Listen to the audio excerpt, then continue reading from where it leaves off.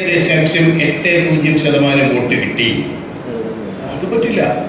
തന്നെയല്ല, തിരുവനന്തപുരം ഈസ്റ്റ് മണ്ഡലത്തിൽ കേരളവർമ്മ രാജ 2ാം സ്ഥാനത്തെത്തി. അപകടമാണ്, അത് അപകടമാണ്. പിന്നീട് അദ്ദേഹം പറഞ്ഞു ന്യൂനപക്ഷ വർഗീയതയാണ് കേരളത്തിൽ ഭൂരിപക്ഷ വർഗീയതയ്ക്ക് കാരണമാകുന്നത് എന്നൊക്കെ പറഞ്ഞിട്ട് അദ്ദേഹം INL അല്ലേ ഓൾ ഇന്ത്യ മുസ്ലിം ലീഗിനെ, അന്ന് ഇടതുമുന്നണി കക്ഷിയായിരുന്നു PM അബൂബക്കറും മറ്റും, all India Muslim league AIML അവരെ പുറത്താക്കി, മുന്നണിയിൽ നിന്ന് പുറത്താക്കി. അവർ PM അബൂബക്കറിന്റെ അതി വികാരപരമായ പ്രസംഗം ഞാൻ അസംബ്ലിയിൽ കേട്ടതാണ്. അദ്ദേഹം പ്രസംഗിച്ചു. അങ്ങനെ ആ മുന്നണിയിൽ നിന്ന് അവർ വിട്ടു. അടുത്ത മുന്നണിയിലെ കേരള കോൺഗ്രസും മുസ്ലിം ലീഗും അഖിലേന്ത്യാ ലീഗും ഒന്നുമില്ലാത്തൊരു മുന്നണിയായിട്ട് ഇടതുപക്ഷം അധികാരത്തിൽ കയറി. നായനാർ മുഖ്യമന്ത്രിയുമായി. ഒരു രാഷ്ട്രീയം കൂടെ പറയട്ടെ, ജവഹർലാൽ നെഹ്റുവിന്റെ കാര്യം. 1951 ഇന്ത്യൻ ജനാധിപത്യത്തിന്റെ ഏറ്റവും ഉദാത്തമായ പ്രതീകമായ പണ്ഡിറ്റ് ജവഹർലാൽ നെഹ്റു ആദ്യത്തെ പ്രധാനമന്ത്രി ആയിരുന്ന ഘട്ടത്തിൽ അന്നത്തെ ആദ്യത്തെ രാഷ്ട്രപതി, ഇന്ത്യൻ രാഷ്ട്രപതി ഡോക്ടർ രാജേന്ദ്ര പ്രസാദ്. ആ സമയത്താണ് ഗുജറാത്തിലെ സോമനാഥ ക്ഷേത്രം 17 തവണ വിദേശ ആക്രമണത്തിൽ തകർന്ന വലിയൊരു ക്ഷേത്രമാണ് സോമനാഥ ക്ഷേത്രം. സർദാർ വല്ലഭായ് പട്ടേൽ, നെഹ്റുവും സർദാർ വല്ലഭായ് പട്ടേൽ മഹാത്മാഗാന്ധിയുടെ അരിമ ശിഷ്യന്മാരായിരുന്നു. ഇന്ത്യൻ സ്വാതന്ത്ര്യ സമരത്തിന്റെ നേതാക്കൾ. ഇന്ത്യ മഹാരാജ്യത്ത് ചിന്നിച്ചിതറിക്കിടന്ന നാട്ടുരാജ്യങ്ങളെ ഒന്നിപ്പിച്ച ഉരുക്കു മനുഷ്യനായിരുന്നു സർദാർ വല്ലഭായ് പട്ടേൽ. പട്ടേല് പ്രധാനമന്ത്രിയോട് പറഞ്ഞു, സോമനാഥ ക്ഷേത്രം പുതുക്കിപ്പണിയണം, കേന്ദ്ര സർക്കാർ അതിന് നേതൃത്വം കൊടുക്കണം, സാമ്പത്തിക സഹായം അനുവദിക്കണം. നെഹ്റു പറഞ്ഞു പറ്റില്ല, ഇന്ത്യ ഗവൺമെന്റിന്റെ കാശ് ഇവിടുത്തെ ഇന്ത്യൻ ജനങ്ങളുടെ പൈസയാണ്. അത് ഒരു ക്ഷേത്രത്തിന്റെ പുനരുദ്ധാരണത്തിന് കൊടുക്കാൻ പറ്റില്ല. ജവഹർലാൽ നെഹ്റു ആ വലിയ മനുഷ്യന്റെ മനസ്സിലെ സുതാര്യമായ മതേതര ഭാവം കണ്ടോ? ജവഹർലാൽ നെഹ്റു പറഞ്ഞതാണ്, ഒരു ക്ഷേത്രത്തിന് അത് പുതുക്കിപ്പണിയാൻ വേണമെങ്കിൽ നിങ്ങൾ പിരിച്ചെടുത്തു, ഇന്ത്യ പണം തരത്തില്ല. 1951 പണി നടന്നു. സർദാർ പട്ടേലും കൂട്ടരുമൊക്കെ കൂടി മഹാത്മാഗാന്ധിയെ പോയി കണ്ടു. മഹാത്മാഗാന്ധി പറഞ്ഞു, നെഹ്റു പറഞ്ഞത് ശരിയാണ്, പൊതുപണം ക്ഷേത്രത്തിന് വേണ്ടി ചെലവഴിക്കുന്നത് ശരിയല്ല, നിങ്ങൾ പിരിച്ചെടുത്ത് കാശ് പിരിക്കുക. അങ്ങനെ പിരിച്ചെടുത്ത് അമ്പലം പുതുക്കിപ്പണു, സോമനാഥ ക്ഷേത്രം. അത് കഴിഞ്ഞപ്പോഴതിൻ്റെ ഉദ്ഘാടനം ഡോക്ടർ രാജേന്ദ്ര പ്രസാദ്, ഇന്ത്യൻ രാഷ്ട്രപതി, ഉദ്ഘാടനം ചെയ്യണം. അവിടെ അദ്ദേഹം പ്രധാനമന്ത്രി ജവഹർലാൽ നെഹ്റുവിന് കത്തെഴുതി, ഇങ്ങനെ സോമനാഥ ക്ഷേത്രം ഉദ്ഘാടനം ചെയ്യാൻ എന്നെ ക്ഷണിച്ചിട്ടുണ്ട്. 1951 മെയ് 11, ഇന്ന് മെയ് 18, അടുത്തടുത്ത ദിവസങ്ങളാണ്. 1951 മെയ് 11 ആ ഉദ്ഘാടനം. ക്ഷണിച്ചു, ഞാൻ പോവുകയാണ്. നെഹ്റുവിൻ്റെ മറുപടി എന്താണെന്നറിയാമോ?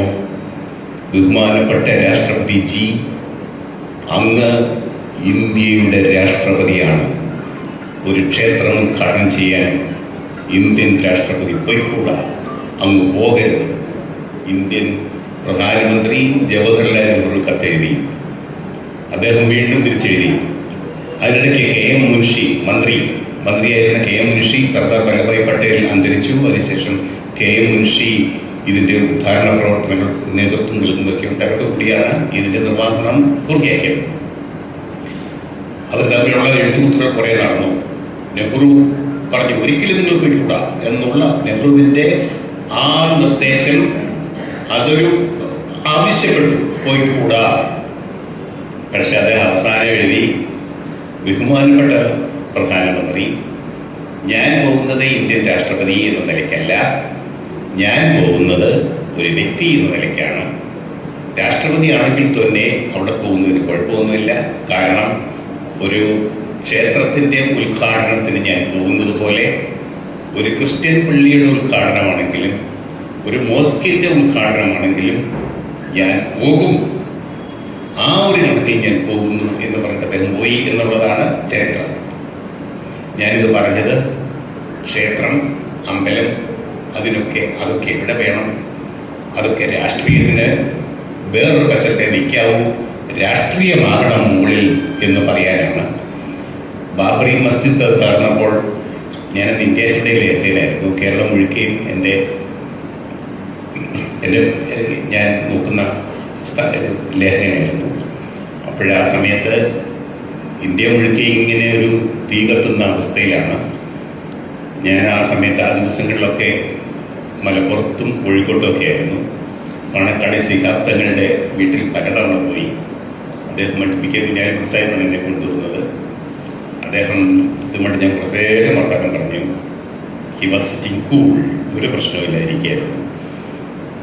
ആ പാണക്കാട് ശിഹാബ്ദങ്ങളുടെ നേതൃത്വം ഇന്ന് വരെ കേരളത്തിൽ ഒന്നോ രണ്ടോ വർഗീയതകളെ ഒഴിച്ച് ബാക്കി ഒരിടത്തും ഒരിക്കലും നടന്നിട്ടില്ല. കേരളത്തിൽ ഈ വിഘടന ശക്തികളൊക്കെ പ്രസംഗിക്കുമ്പോഴും വർഗീയത കേരളത്തിൽ പറയുകയല്ല. വർഗീയത പറയുന്നത് ഉത്തരേന്ത്യയിലാണ്, ഹിന്ദി ബെൽറ്റിലാണ്, മുസ്ലിം ആൻറ്റി മുസ്ലിം പ്രചാരണം. മുസ്ലിം ലീഗിൻ്റെ ഒരു നേതൃത്വം എപ്പോഴും ഞാൻ ചിന്തിക്കുകയും പറയുകയും എഴുതുകയും ഒക്കെ ചെയ്യാറുണ്ട്. ആ ലീഗിൻ്റെ നേതൃത്വം ആണ് അന്ന് കേരളത്തിൽ സമാധാനം ഉറപ്പുവരുത്തിയത് എന്ന്. ഒരു കഥ കൂടെ പറയാം. നമ്മുടെ ശ്രീനാരായണ ഗുരുവിൻ്റെ കാര്യം ഇവിടെ പറഞ്ഞു. ശ്രീനാരായണ ഗുരു അരുവിപ്പുറം പ്രതിഷ്ഠ ബ്രാഹ്മണർക്കൊന്നും ഇഷ്ടപ്പെട്ടില്ല. പ്രതിഷ്ഠ നടത്തിയപ്പോഴേ അദ്ദേഹം പറഞ്ഞു, ഇത് ഞങ്ങളുടെ ശിവന, ഈഴവരുടെ ശിവന, നിങ്ങളൊന്നും പറയണ്ട, നിങ്ങളുടെ ബ്രാഹ്മണ ശിവനെ അല്ല ഞാൻ പ്രതിഷ്ഠിക്കുന്നത് എന്ന് പറഞ്ഞിട്ട് അവരെയൊക്കെ വെല്ലുവിളിച്ചുകൊണ്ട് അദ്ദേഹം അവിടെ പ്രതിഷ്ഠ നടത്തി. എന്നിട്ട് ഇങ്ങനെ നടന്ന് ആലുവ, കോഴിക്കോട്, കണ്ണൂർ, മംഗലാപുരത്തായപ്പോഴേക്ക് ഏകദേശം ഒരു 112 ക്ഷേത്രങ്ങൾ പണിതു. എന്നിട്ട് അദ്ദേഹം പറഞ്ഞു, ശ്രീനാരായണ ഗുരു പറഞ്ഞു, എൻ്റെ പ്രിയപ്പെട്ടവരെ, നമുക്ക് ഇത്രയും ക്ഷേത്രങ്ങൾ ധാരാളം മതി. ഇനിയും വേണ്ടത് പള്ളിക്കൂടങ്ങളാണ്. നമ്മുടെ പിള്ളേരെ പഠിപ്പിക്കാൻ പള്ളിക്കൂടങ്ങൾ സ്ഥാപിക്കണം. നിങ്ങൾ പിരിവെടുത്ത് അമ്പലമല്ല പണിയേണ്ടത്, സ്കൂളുകൾ പണിയണം. ജവഹർലാൽ നെഹ്റു പറഞ്ഞതും അത് തന്നെ. സർക്കാരിൻ്റെ കാശെടുത്ത് അമ്പലം പണിയാനോ പള്ളി പണിയാനോ അത് കൊടുക്കാൻ പാടില്ല. ഇവിടെ വലിയ പ്രതിമയുണ്ടാക്കി സർദാർ വല്ലഭായ് പട്ടേലിൻ്റെ 3600 കോടി രൂപ മറ്റോ, 3600 കോടി. എത്ര സ്കൂൾ ഉണ്ടാക്കാമായിരുന്നു ആലോചിച്ച് നോക്കി. ഇന്ത്യ മഹാരാജ്യത്ത് ക്ഷേത്രം ഉണ്ടാക്കി എത്രായിരം കോടി കണക്ക്.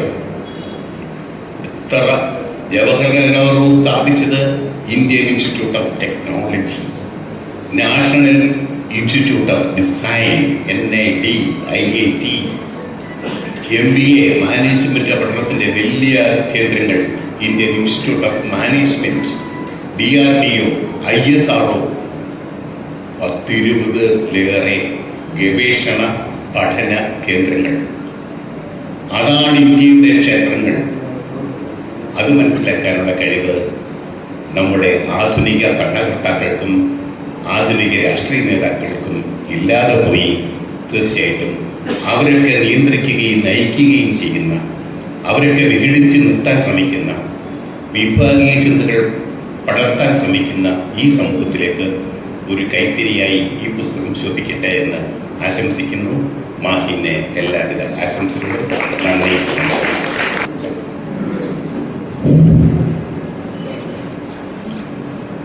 വേദിയിലും സദസ്സിലും ഉപവിഷ്ടരായിരിക്കുന്ന ബഹുമാന്യരെ, സുഹൃത്തുക്കളെ, സഹോദരി സഹോദരന്മാരെ,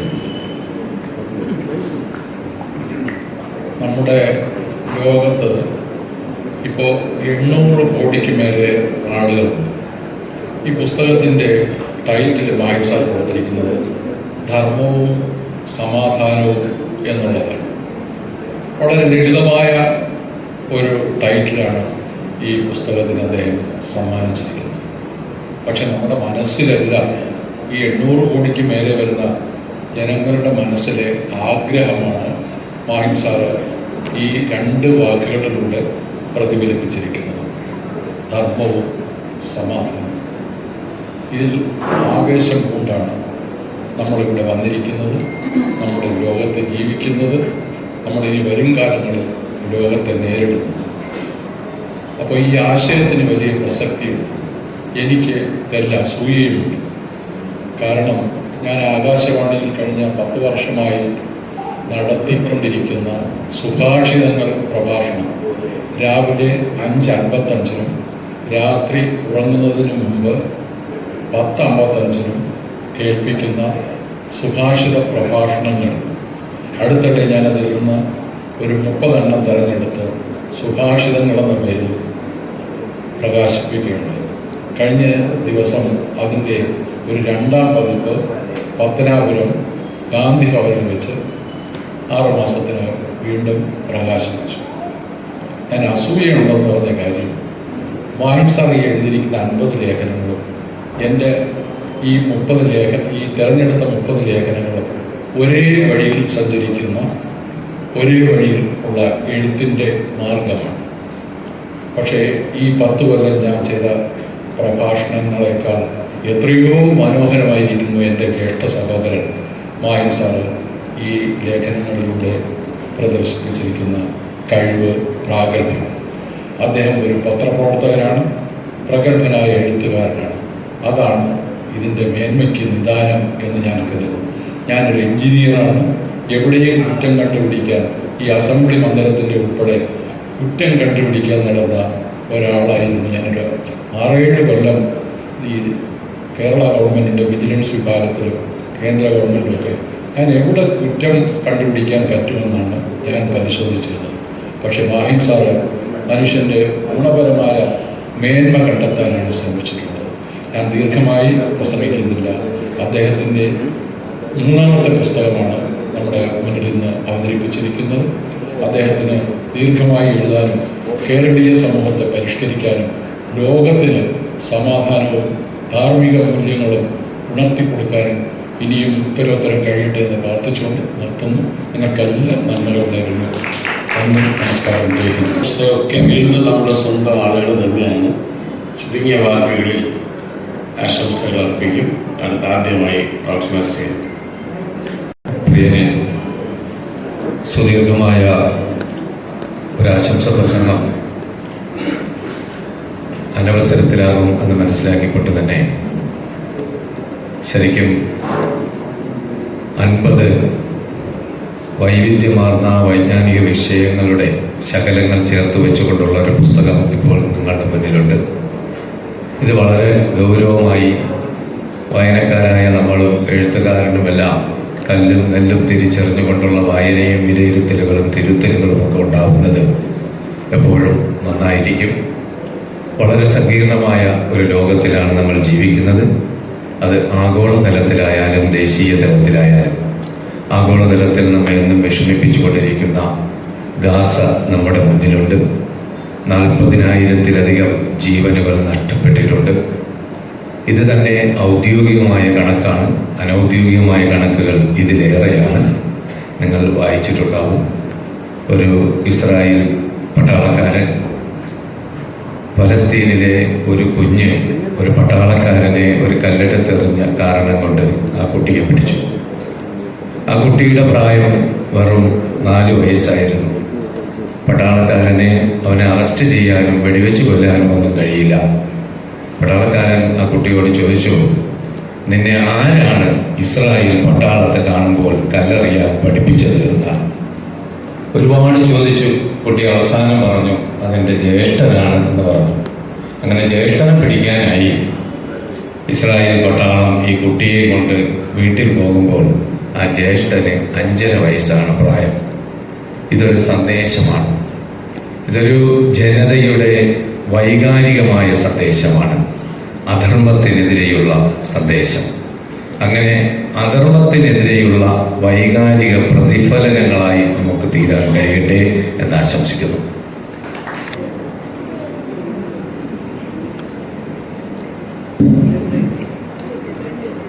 മുന്നേ അധ്യക്ഷൻ ഡോക്ടർ എം.ആർ.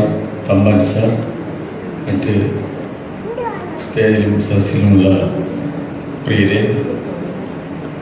നമ്മുടെ ഈ പരിപാടി അവസാനിക്കാൻ പോവുകയാണ്. നമ്മുടെ ഉദ്ഘാടകനായ ബഹുമാനും ആദരണീയനുമായ എം.എം. അസിൻ സാർ പറഞ്ഞ പോലെ ഒരു ട്രെയിൻ യാത്രയിൽ ഞാൻ ഈ ബുക്ക് മുഴുവൻ വായിച്ചു തീർത്തു. എനിക്ക് വളരെ ഒറ്റ ഇരിപ്പിലിരുന്ന് വായിച്ചു തീർത്തി പുസ്തകം. ആദ്യത്തെ പുസ്തകം നബിമാനസും അങ്ങനെ തന്നെ വായിച്ചു തീർത്താണ്. ഞാൻ ഒരു 8-10 പ്രാവശ്യം അത് വായിച്ചു.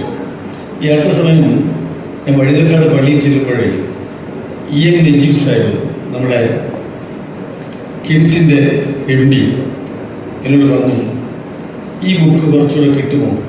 ഒരു 100 ബുക്ക് എനിക്ക് കിട്ടി. അതെല്ലാം ഞാൻ വിതരണം ചെയ്തു, ബൾക്കായിട്ട് കൊടുത്തു. എനിക്ക് കുറച്ച് പുസ്തകങ്ങൾ വേണം. ഞാൻ പറഞ്ഞ പുസ്തകം തീർന്നുപോയി, 3ാമത്തെ പതിപ്പും തീർന്നു. ഇനി പുസ്തകം കിട്ടാൻ പാടില്ല. നിങ്ങളുടെ കയ്യിൽ വല്ലതും ഉണ്ടാവും, 1-2 പേര് വേണ്ടി ചോദിക്കാമെന്ന്. ഞാൻ എൻ്റെ കയ്യിൽ കുറച്ച് പുസ്തകങ്ങളുണ്ടായിരുന്നു. അതിലൊരു 12 പുസ്തകം ഞാൻ അദ്ദേഹത്തിന് അപ്പം തന്നെ എത്തിച്ചു കൊടുത്തു. അദ്ദേഹം ആ പുസ്തകത്തെക്കുറിച്ച് ഒരുപാട് സംസാരിച്ചു. ഈ വായിച്ചവരൊക്കെ അങ്ങനെ തന്നെ പറയുന്നത്. എന്തായാലും 3ാം പതിപ്പും വിറ്റ് തീർന്നു. ഇനി അടുത്ത 4ാം പതിപ്പിലേക്ക് പോവുകയാണ്. അതുപോലെ തന്നെ ആ നോവലും ഈ പുസ്തകവും ഞാൻ വായിച്ചിടത്തോളം എനിക്ക് തോന്നുന്നത് നബിമാനസത്തെ കടത്തിവിട്ടും ആ തരത്തിലുള്ളൊരു നല്ല ബുക്കാണ്. ഈ ബുക്ക് എല്ലാവരും വായിക്കണം, ഇത് ഉൾക്കൊള്ളണം. നമുക്ക് അതിനകത്ത് ഒരുപാട് ഇന്നത്തെ കാലഘട്ടത്തിൽ പ്രത്യേകിച്ചും ഒരുപാട് ഗുണം നമുക്കത് തരും. ഇനി കൂടുതൽ പറയുന്നില്ല. പുസ്തകത്തിനകത്തുള്ള ഒരുപാട് കാര്യങ്ങൾ എം.എം. സാറും മറ്റുമൊക്കെ പറഞ്ഞു കഴിഞ്ഞു. നമ്മൾ വായിക്കുക. അങ്ങനെ അതുകൊണ്ട് നമുക്ക് സമാധാനവും അതുപോലെ ധാർമ്മിക അടിത്തറയും ഉണ്ടാവും എന്നുള്ള കാര്യത്തിൽ സംശയമില്ല. ഇന്നത്തെ കാലഘട്ടത്തിന് ഏറ്റവും പറ്റിയ ഒരു ബുക്കാണ് ഇതൊന്നുകൂടി പറഞ്ഞുകൊണ്ട് ഞാൻ എൻ്റെ വാക്കുകൾ അവസാനിപ്പിക്കുന്നു. നിങ്ങൾക്ക് എൻ്റെ അസ്സലാമു അലൈക്കും. റഷീദിനെ ചുരുങ്ങിയ വാക്കുകളെ ആശംസ അർപ്പിക്കാനായിട്ട് ശ്രമിക്കുക.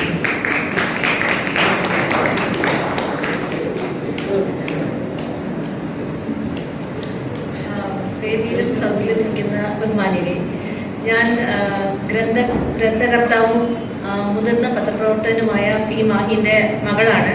ഏക മകളല്ല, 3 മക്കളിൽ മൂത്ത ആളാണ് ഞാൻ. നിങ്ങൾ ഉദ്ദേശിക്കുന്ന പോലെ ഒരു പ്രാസംഗികയോ അല്ലെങ്കിൽ അങ്ങനത്തെ ഒരു വ്യക്തിത്വമല്ല. എന്നെ സംബന്ധിച്ചിടത്തോളം ഇങ്ങനെ ഒരു ഫംഗ്ഷൻ എൻ്റെ ജീവിതത്തിൽ ആദ്യമായിട്ടാണെന്ന് തോന്നുന്നു. ഔദ്യോഗികമായിട്ടുള്ള കാര്യങ്ങൾക്കൊക്കെ കുറച്ചൊക്കെ ഉണ്ടായിട്ടുണ്ടെങ്കിലും ഇങ്ങനെ കുടുംബത്തിൽ നിന്ന് പിതാവിൻ്റെ ഒരു ബുക്ക് പ്രകാശനത്തിനായിട്ട് ഒരു ആശംസ അർപ്പിക്കാനായിട്ട് ഉള്ള രീതിയിലൊരു എനിക്കൊരു നിയോഗം കിട്ടിയതായിട്ട് ആണ് ഇപ്പോൾ വന്നിരിക്കുന്നത്. പക്ഷെ അതെനിക്ക് ഒരു ഭാഗ്യം കൂടിയാണ്. അതായത് ഞങ്ങൾ 3 മക്കളാണെന്ന് പറഞ്ഞല്ലോ, 3 പെൺകുട്ടികളാണ്. ഞങ്ങൾ ചെറിയ കുട്ടിക്കാലം മുതലേ കാണുന്നത് വാപ്പച്ചി ഒരു പത്രപ്രവർത്തകനായിട്ടാണ്. അപ്പോൾ അതുകൊണ്ട് തന്നെ 2 ആഴ്ചയിൽ ഒരിക്കലൊക്കെ നമ്മൾ കാണാറുള്ളൂ. ഈ കാണുമ്പോൾ വാപ്പച്ചിയുടെ കയ്യിൽ നിന്ന് ഒരുപാട് ഇപ്പോൾ ഉള്ള ഈ പറയുന്ന 3ാമത്തെ പുസ്തകത്തിലുള്ള ഈ ധർമ്മവും സമാധാനവും എന്ന് പറയുന്ന പുസ്തകത്തിൽ നമ്മൾ ഈ കാണുന്ന 50 നോവലിലുള്ള വളരെ ചെറിയ ചെറിയ കഥകളാണെങ്കിലും അല്ലെങ്കിൽ കാര്യങ്ങളാണെങ്കിലും ഒക്കെ തന്നെ കേൾക്കാറുണ്ട്. അപ്പം എനിക്ക് ഈ പുസ്തകം റീസെൻ്റായിട്ടാണ് കിട്ടിയത്. ഞാനിത് വായിക്കുമ്പോൾ എനിക്ക് തോന്നുന്നത് എന്താണെന്ന് വെച്ചാൽ, 3 മക്കളെയും വിളിച്ചിരുത്തി പണ്ട് ഞങ്ങൾ കുഞ്ഞായിരിക്കുന്ന സമയത്ത് വാപ്പച്ചി സംസാരിക്കുന്ന പോലെയാണ് എനിക്ക് ഈ പുസ്തകം വായിക്കുമ്പോൾ തോന്നുന്നത്. പിന്നെ വേറൊരു കാര്യം കൂടി പറയാനുണ്ട്. വാപ്പച്ചിയെ പൊക്കി പറയാണോ എന്ന് ചിലപ്പോൾ നിങ്ങൾക്ക് സംശയം ഉണ്ടാവും. പക്ഷെ അങ്ങനെയല്ല. അതായത് ഈ പുസ്തകം എനിക്ക് വായിച്ചിട്ട് തോന്നിയെന്താണെന്ന് വെച്ചാൽ, ഇതിൻ്റെ ഒരു ധർമ്മവും സമാധാനവും എന്നാണ് ഇതിൻ്റെ പേര്. അപ്പോൾ അത് കേട്ടപ്പോൾ തന്നെ എനിക്കൊരു ഒരു തത്വശാസ്ത്രപരമായ ഒരു ഫിലോസഫി അങ്ങനത്തെ ഒരു രീതിയിലാണ് ഞാൻ ആദ്യം മനസ്സിലാക്കിയത്. സ്വാഭാവികം ചെറുപ്പക്കാരായ ആൾക്കാർ അങ്ങനെ തന്നെ ഇതിനെ വിചാരിക്കത്തുള്ളൂ. അപ്പോൾ അതുകൊണ്ട് തന്നെ ആയിരിക്കും ഒരു ഫിലോസഫിക്കൽ രീതിയിലുള്ളൊരു പുസ്തകമാണ്, നമ്മൾക്കൊന്നും പറ്റിയതല്ല എന്ന രീതിയിലാണ് ഞാൻ ആദ്യം മനസ്സിലാക്കിയെങ്കിലും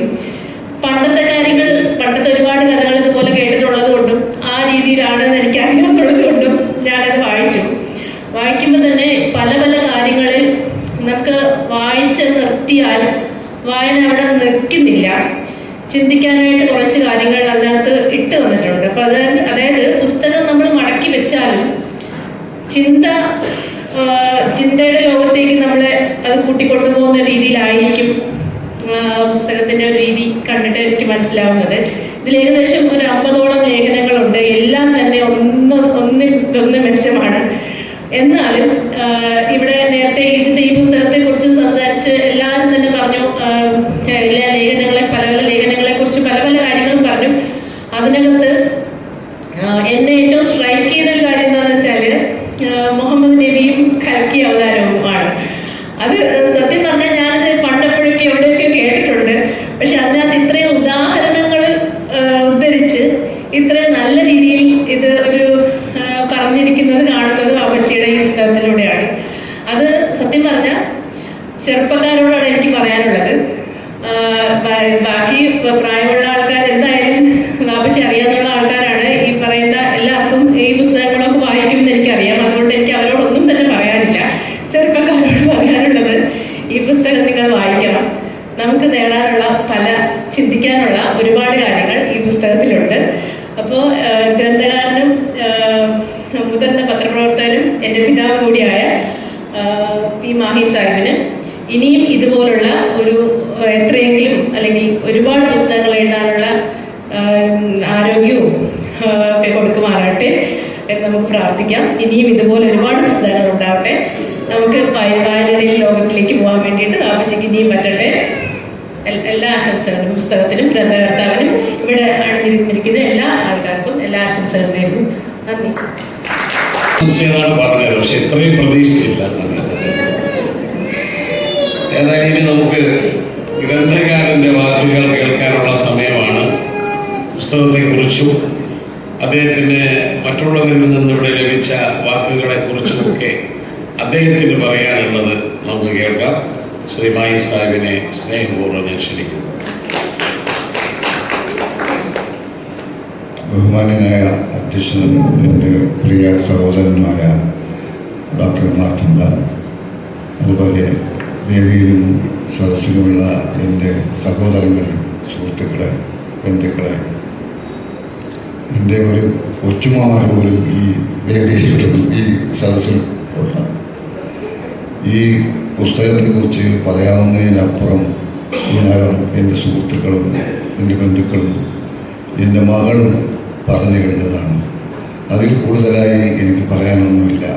പക്ഷേ ഒരു കാര്യം മാത്രം ഞാൻ സൂചിപ്പിക്കുകയാണ്. ഈ പുസ്തകത്തിൻ്റെ ഉള്ളിലുള്ള ഒരു വസ്തുത എന്ന് പറയുന്നത് ഇന്ന് നാം ജീവിക്കുന്ന കാലഘട്ടത്തിൽ യഥാർത്ഥത്തിൽ എന്ത് സംഭവിച്ചുകൊണ്ടിരിക്കുന്നു എന്ന് നാം ഒരു നിമിഷം ചിന്തിക്കേണ്ടതുണ്ട്.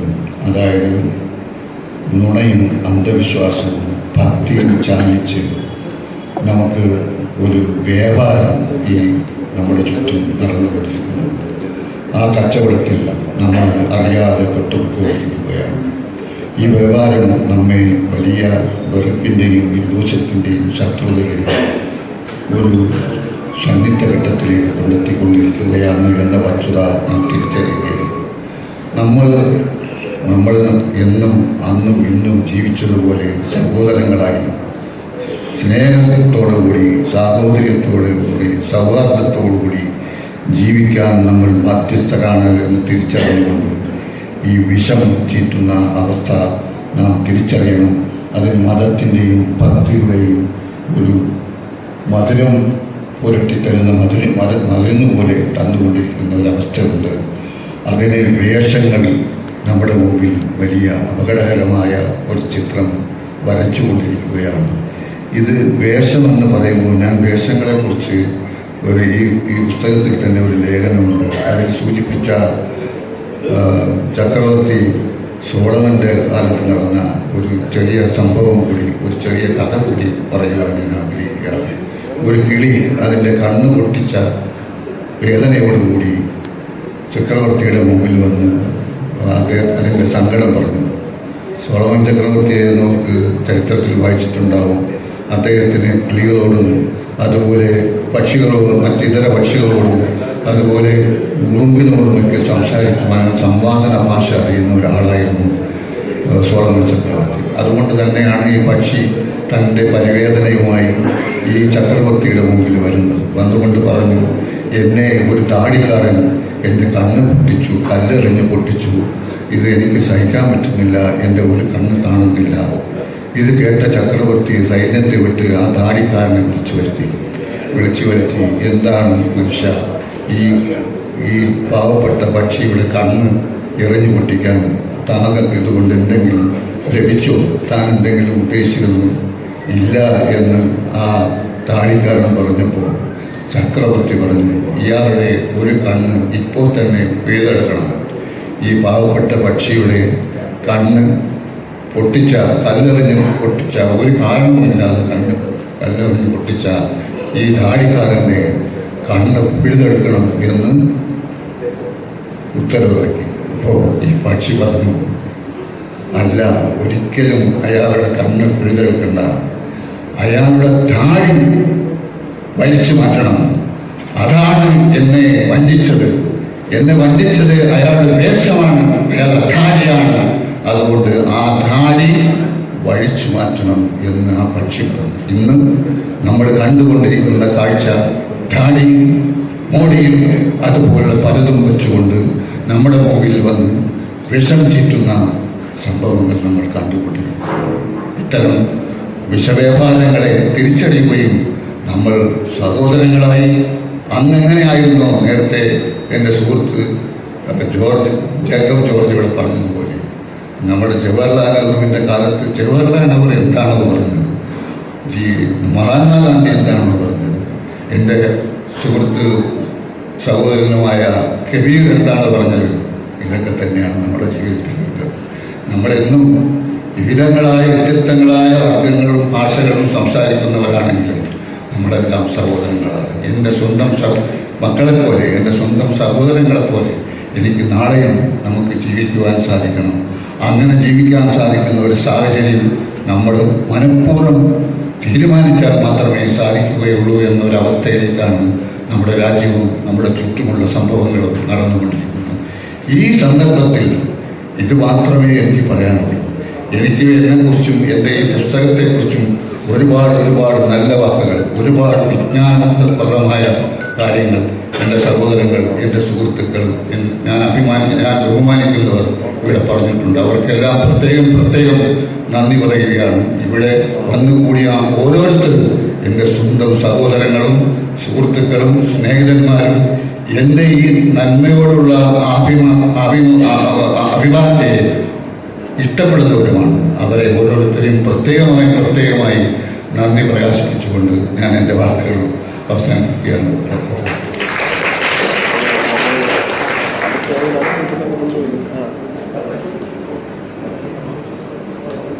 നന്ദി പ്രകാശനത്തിനായി ശ്രീ M.M. സഫറിനെ ക്ഷണിക്കും. പ്രിയമുള്ളവരെ, എൻ്റെ യഥാർത്ഥ കർത്തവ്യം കൃതജ്ഞത അർപ്പിക്കലായിരുന്നു നോട്ടീസിലൊക്കെ. ഇത്ര നേരം ചെയ്തത് അധ്യക്ഷന് വേണ്ടിയുള്ള ആങ്കറിങ്. ബഹുമാനപ്പെട്ട അധ്യക്ഷൻ, സ്റ്റേജിലും സദസ്സിലുമുള്ള പ്രിയപ്പെട്ടവരെ, സുഹൃത്തുക്കളെ, കുടുംബാംഗങ്ങളെ, ഇത്രയും നേരം ഇവിടെ എല്ലാവരും നമ്മുടെ മൈൻ സാഹിബിൻ്റെ ധർമ്മവും സമാധാനവും എന്ന പുസ്തകത്തിനെ കുറിച്ച് ആധികാരികമായി വളരെയധികം മനോഹരമായി തന്നെ പ്രതിപാദിക്കുകയുണ്ടായി. എനിക്ക് ആ പുസ്തകത്തിൻ്റെ ഉള്ളടക്കത്തിലേക്കൊന്നും അതുകൊണ്ട് തന്നെ ഞാൻ കിടക്കുന്നില്ല. അത് മാത്രമല്ല സമയം വളരെ വൈകിയിരിക്കുന്നു. അദ്ദേഹത്തിൻ്റെ ഓരോ പുസ്തകവും ഒന്നിനൊന്ന്, ആദ്യത്തെ നബിമാനസമായാലും മനുഷ്യനെ സ്നേഹിച്ച ഒട്ടകമായാലും ഇപ്പോൾ ഈ ധർമ്മവും സമാധാനമായാലും, ഇവിടെ എല്ലാവരും പറഞ്ഞതുപോലെ തന്നെ അദ്ദേഹത്തിൻ്റെ കഴിവിൻ്റെ അപാരതകളിലേക്കാണ് ആ ഗ്രന്ഥങ്ങളെ കൊണ്ടെത്തിക്കുന്നത്. അദ്ദേഹത്തിൻ്റെ ഓരോ ആശയങ്ങളും ഓരോ അഭിപ്രായങ്ങളും അത് ഈ ഗ്രന്ഥത്തിലൂടെ ജനതയെ അറിയിക്കുമ്പോൾ നമ്മളൊക്കെ വളരെ നിസ്സാരമെന്ന് കരുതുന്ന, അല്ലെങ്കിൽ നമ്മളൊക്കെ അതിന് എത്രത്തോളം വില കൽപ്പിച്ചിട്ടുണ്ട് എന്ന് എനിക്ക് ഇപ്പോഴും അറിയില്ല. നമ്മൾ എപ്പോഴും അറിയാം നമ്മുടെ മുറ്റത്തെ മുല്ലേക്ക് മണമില്ല എന്നൊക്കെ പറയുന്ന പോലെ തന്നെ അദ്ദേഹത്തിൻ്റെ പുസ്തകത്തിലൂടെ സഞ്ചരിക്കുമ്പോഴും അത് വായിക്കുമ്പോൾ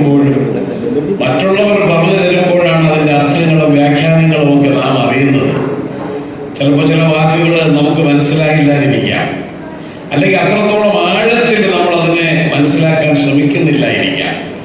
അതുകൊണ്ട് ഇത്തരം ഈ വേദികളിലൂടെയെങ്കിലും അതിനെ കുറേ അറിവുകൾ നമ്മുടെ അധ്യക്ഷ പ്രസംഗത്തിൽ കമ്പാസാറിന്റെ പ്രസംഗം എന്നെ സംബന്ധിച്ചൊക്കെ ഇത്രയധികം അദ്ദേഹത്തിന്റെ എനിക്ക് തോന്നുന്നു സമയക്കുറവുകൊണ്ട് അദ്ദേഹം കുറച്ചാണ് സംസാരിച്ചതെന്ന് തോന്നുന്നു. ഒരുപാട് കാര്യങ്ങൾ വളരെയധികം നമുക്കതിന് മനസ്സിലാക്കാനുണ്ട്. എല്ലാവരും പ്രേംകുമാർ സംസാരിച്ചതായാലും ഒന്നിനൊന്നിന് വെച്ചതാണ്.